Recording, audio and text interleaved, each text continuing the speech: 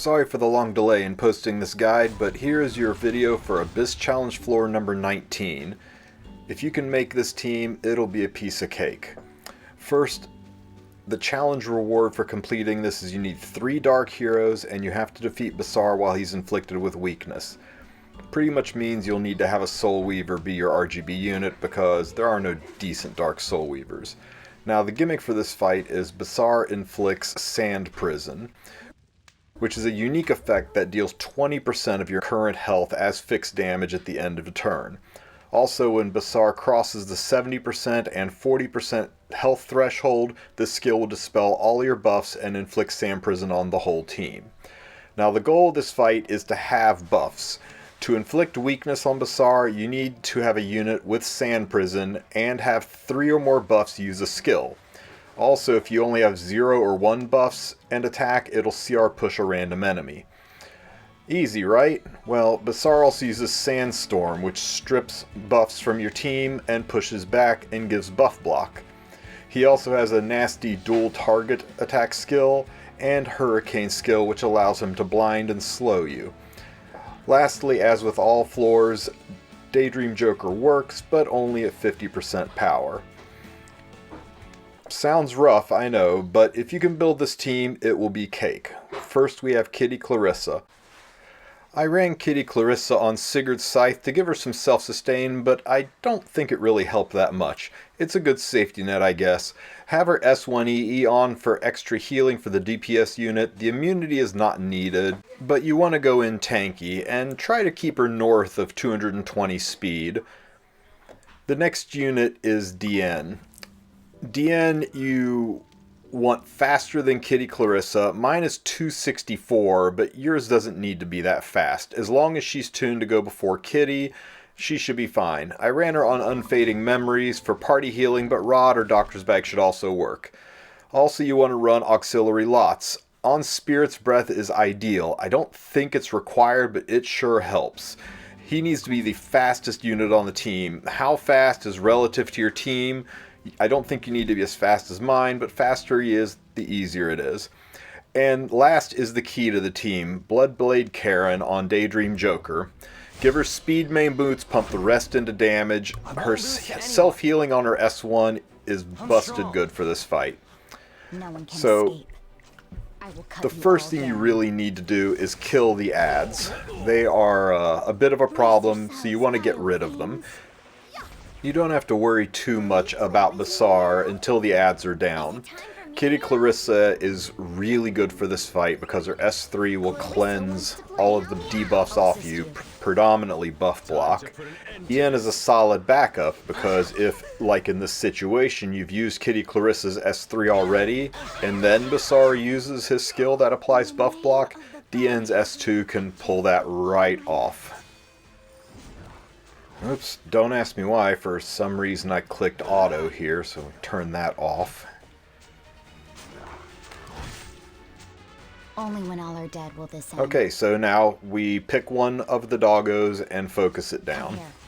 And then we work on the others. Once all 3 doggos are down, we can start moving in on Basar. I'll go ahead and speed this up because it's pretty straightforward. CR push BBK, hit the doggo, and use DN and Kitty Clarissa to keep me buff free and healthy. Now the reason we're ignoring Basar and focusing on the doggos is as we progress through this, the doggos will increase in level, going from silver to gold to black. That takes a little bit of time, but once we get this last hit in, the last doggo is gone, and now it is just us versus Basar.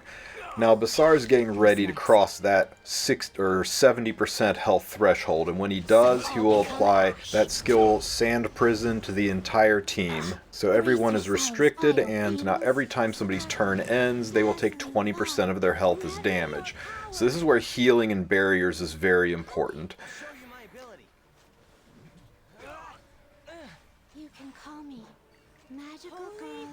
So we'll bury her up so that she doesn't take as much damage. Oh, did I mention Sand Prison also only lets buffs apply to the unit who cast them? Because DN was able to use her S3 on herself and her S2 on herself, that gave her 3 buffs, and that triggered weakness. So we have the weakness condition on Basar. Now all we have to do is end the fight and we're over. Now, you can see where health is going to become an issue. We'll all be wearing that permanent damage skill for 4 turns after it's applied, taking 20% of our health as damage, and no real way to heal up other than DN, who doesn't heal very often. That's what makes BBK so good on this. Her S1 allowing her to self-heal. Kitty Clarissa self-heals because of Sigurd's Scythe. BBK stays healthy. And now that Sand Prison is finally starting to wear off on DN, we'll be able to CR push her and be able to cycle her heals and get the team healthy again. Now that Sand Prison is finally falling away, the important thing is cycling DN's heals. We need to get everybody as healthy as possible before we cross the 40% threshold and have to deal with the Sand Prison cycle all over again. So I guess one of the big takeaways from this fight is pay attention to Basar's health bar, especially when killing the doggos in the first part, and especially when healing up in the second part. You need to plan around the 70% and 40% health thresholds to make sure that you're ready to receive the Sand Prison debuff on all of your units. As long as you can survive that, you should be fine. There's no tricks or surprises past that 40% threshold. So everybody is pretty much back to full health, so we're going to go ahead and burst them down to 40% health. One more hit should do it. I'm going to push Kitty up so that she can get rid of that target debuff, because I don't want her taking extra damage. She doesn't have a lot of self-sustain built into her. She was too low for Sigurd's, unfortunately. Now everybody has got the debuff. I'm going to use the non-attack skill so that I can get some healing onto my Kitty Clarissa. There we go. The 20% damage pop on DN happens after the healing skill, but luckily the barrier will eat a chunk of that, so she should stay healthy. Because Sand Prison is a restrict-based skill, I can't CR push, so I'm going to go ahead and throw an Arky. Arky works at half power, so he'll still do significant damage. In fact, we'll just be able to Arky this fight all the way down here in a little bit.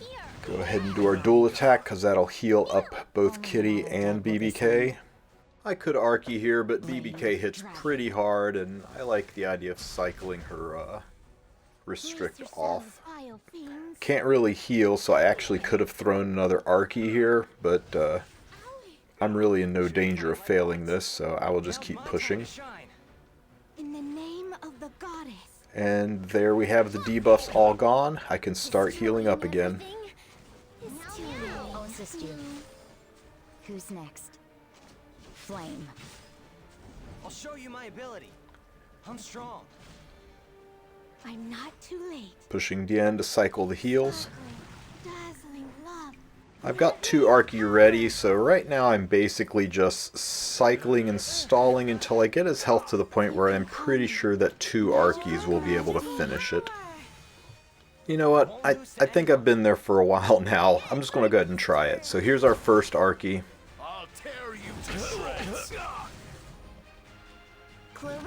Yeah, this should do it. Here's the second Arky, and that should finish the fight. There you go. Easy peasy.